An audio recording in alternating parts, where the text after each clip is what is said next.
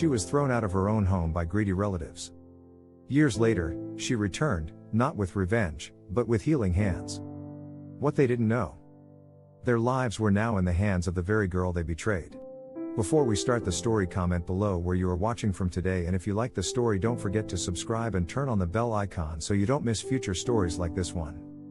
In a quiet town tucked beneath the sun-drenched hills of the south, a young girl named Aliyah lived with her parents in a modest yet warm home filled with love. Her parents were kind-hearted and respected, but their goodness was envied by some of their own blood, relatives who wore smiles on their faces but greed in their hearts. Aliyah was only 10 when tragedy struck. Her parents died in a car accident, leaving behind property, a small inheritance, and a frightened little girl. The same relatives who had once shared family meals quickly turned cold. They promised to care for Aliyah, but it was a lie. Within weeks, they declared that Aliyah was a burden, too young to claim ownership of the home or land. One rainy evening, with nothing but a school bag and the clothes on her back, she was thrown out. Her pleas were ignored, her tears unseen. The door shut on her childhood. With nowhere to go, she slept in an old bus stop that night. But even at such a young age, Aliyah made a vow: "I'll come back one day, not for revenge, but to rise above all of this. I'll make something of myself. And justice will follow in its own time." Aliyah was eventually taken in by a kind-hearted old woman named Miss Gertie, who ran a small charity home. Gertie believed in Aliyah and helped her go back to school. Aliyah worked hard, she studied under dim lamps, skipped meals to save money, and never once forgot where she came from. Years passed, and she became a certified nurse. Her dream was to heal others, even when the world had failed to heal her. Her past no longer made her bitter, it made her stronger. But fate, as it always does, was waiting with a twist. Now in her late 20s, Aliyah was assigned to a private home case back in her hometown. She hesitated when she saw the address. It was her childhood home. The same place where she was abandoned, where her innocence was shattered. But when she arrived, no one recognized her. The house had changed. Once lively, now it was gloomy. The relatives who had taken over the property looked worn down by life. The man who threw her out, her uncle, was suffering from a rare, paralyzing disease. His daughter, who used to mock Aliyah, now had a chronic illness, unable to walk without assistance. Their suffering was real. And ironically, they had hired a nurse through an agency, unaware that the woman standing before them was the very girl they discarded like trash. Aliyah said nothing. She wore her uniform, tied her hair neatly, and served them with the same care she gave all her patients. She gave them their medicines, cleaned their wounds, and even listened to their bitter complaints, all while holding back the storm inside her. One evening, the uncle mumbled something while half asleep. He called out Aliyah's name, his voice cracked with guilt. "Little Aliyah. Forgive me." Startled, she paused. Could he possibly remember? Over the next few days, whispers about the past surfaced. Her aunt once muttered, "If only that girl had stayed. This house was once full of light." Finally, during a community checkup, a local neighbor saw Aliyah and exclaimed, "Is that you? Aliyah? You're alive?" The relatives heard it. And everything unraveled from there. They were stunned. Shocked. Speechless. You're her?" "Yes," she replied, calmly. "The girl you threw out. The one who now takes care of you." Her uncle broke down in tears. "We were wrong. I don't deserve your kindness." Aliyah nodded. "You're right. But kindness isn't something you earn, it's something I choose to give. Not because you deserve it, but because I won't let your hatred define me." Word spread quickly. People in the town, some who had known Aliyah's parents, were outraged.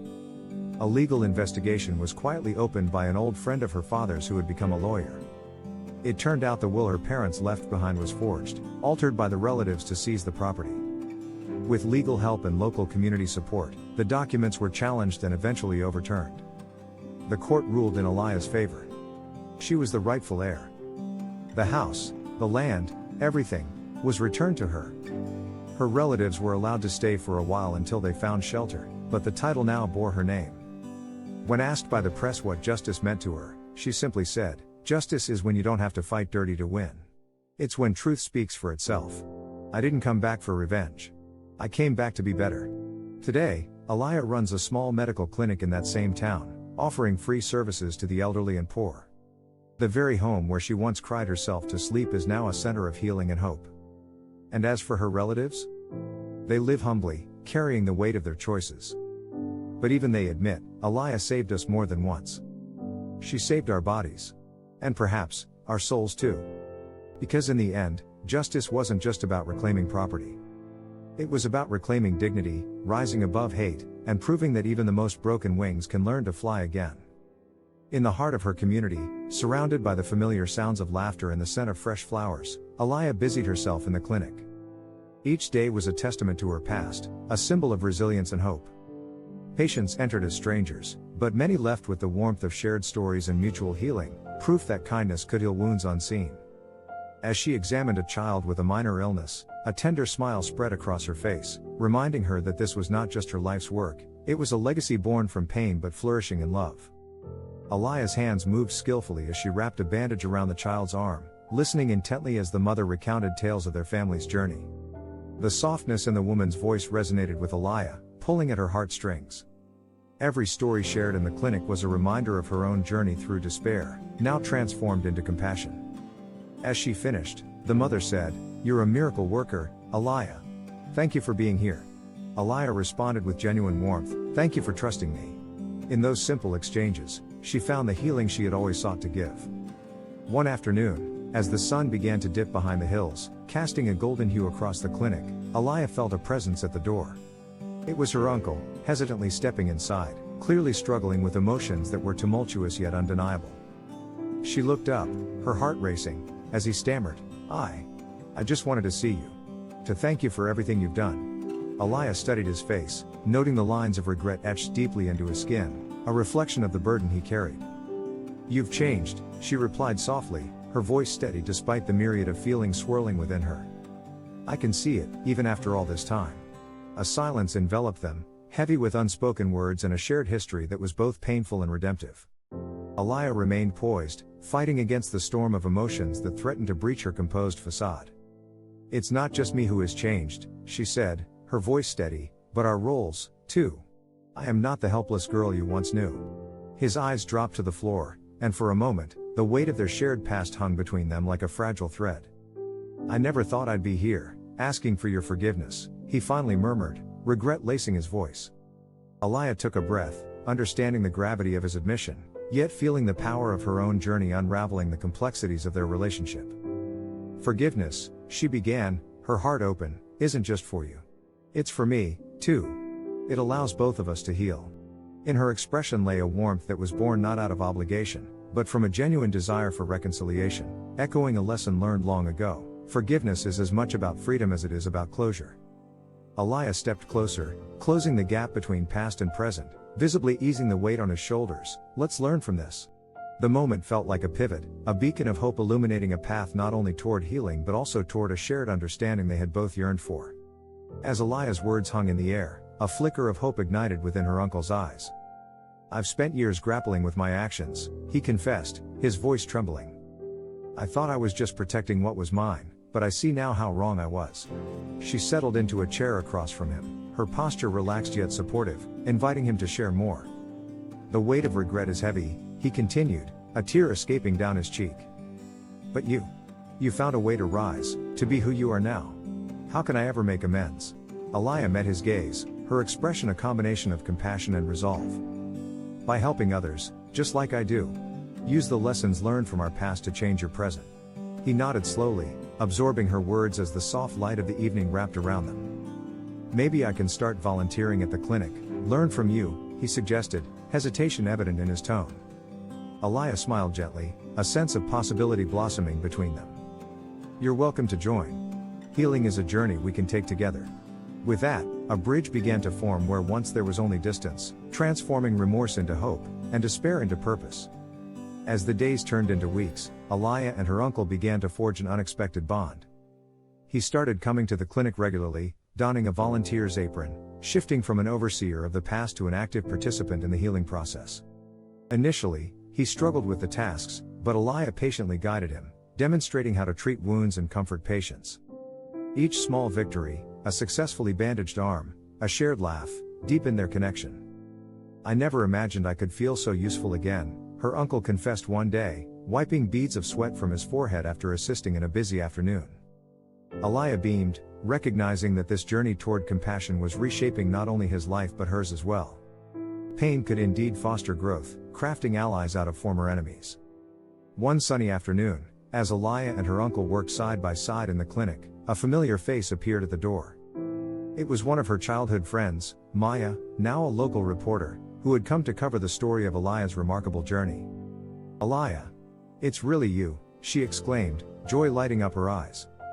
Aliyah stepped forward, warmth enveloping her heart at the sight of someone who once shared her childhood laughter. "It's been so long, Maya," she smiled, her emotions swirling as memories of their past flooded back. "What brings you here?" Maya's gaze shifted to her uncle, who stood slightly behind Aliyah, his expression a mix of pride and anxiety. "I've heard whispers about your incredible work here," Maya said, her tone a blend of admiration and curiosity. "And I had to see the woman who turned tragedy into a beacon of hope. How did you do it?" With sincerity, Aliyah replied, "By embracing the pain and choosing to heal instead of harboring anger. It wasn't easy, but it's my journey." Maya nodded, visibly inspired. "Your story deserves to be shared," she said, pulling out her notebook. Aliyah glanced at her uncle, whose eyes were brimming with unspoken gratitude and newfound purpose, realizing that the healing they experienced together might inspire many others still haunted by their own pasts. The following week, as the sun painted the clinic in soft hues of dawn, Aliyah prepared for an increase in patient visits due to a local event. She busily arranged supplies when her uncle approached her, a nervous energy crackling in the air. "About the article," he started, his voice wavering slightly. "Do you think it'll help others understand?" Aliyah met his gaze, recognizing the weight of his concern. "It's more than just my story," she replied thoughtfully. "It's about us all learning to forgive, to change." His face softened, relief washing over him. He understood their shared journey was just beginning. "Then let's share it together," he nodded, a newfound optimism lighting his features. As the article went live, the town buzzed with renewed energy, hopeful about the transformation of their beloved Aliyah and her uncle. Letters of support flooded the clinic, along with stories from others who had battled their own demons. Aliyah read each one, compassion swelling within her heart as she realized the ripple effect of their journey. It was a testament not just to healing, but to the community's strength in overcoming adversity together. In those moments, Aliyah understood that their shared journey was far from over, it was only just beginning. Through tears and laughter, Aliyah and her uncle forged a new path, both reflecting the resilience of the human spirit.